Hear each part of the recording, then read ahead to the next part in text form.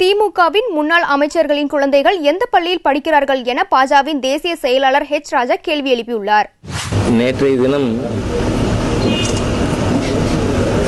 திரு கருணாநிதி அவர்கள் சென்ட்ரல் ஸ்கூலில் மற்றும் சிபிஎஸ்இ ஸ்கூலில் சமஸ்கிருதம் ஒரு பாடமாக அறிமுகப்படுத்துவதை எதிர்த்து அறிக்கை கொடுத்திருக்கிறார். இதே மாதிரி திரு நெடுமாறன் அவர்கள், வைகோ அவர்கள், அதாவது தமிழகத்தில் ஹிந்தியை எதிர்த்த தலைவர்கள் அனைவருமே தங்களுடைய குழந்தைகளை சிபிஎஸ்இ ஸ்கூலில் தான் படிக்க வைக்கிறாங்க. ஹிந்தி படிச்சிருக்கிறது எக்ஸ்ட்ரா குவாலிஃபிகேஷனாக கருணாநிதி அவர்களே சொல்லியிருக்கார். Any minister or ex minister டிஎம்கேல யாராவது தங்களுடைய குழந்தைகளை சமச்சீர் கல்வி போதிக்கின்ற அரசு பள்ளியில் படிக்க வச்சிருக்காங்களா?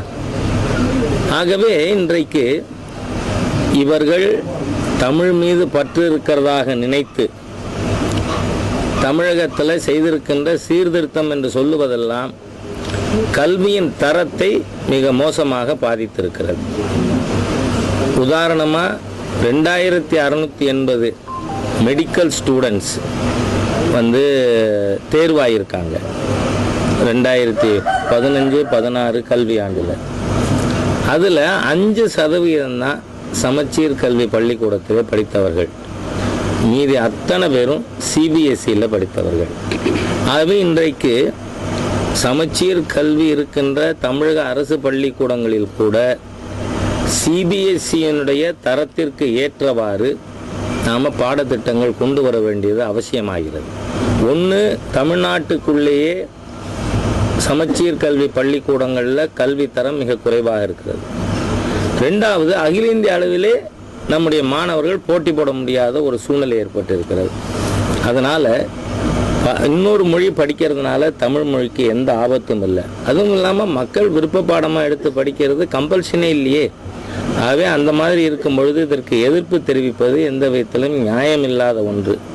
அதனால தான் தமிழ்நாட்டில் 1300 அரசு பள்ளிகள் 2013-14 கல்வியாண்டில் மூடப்பட்டிருக்கிறது. இன்றைக்கும் 2000 அரசு பள்ளிகளில் 1லேருந்து 10 கிளாஸ் வரை 20 பேர் தான் படிக்கிறாங்க.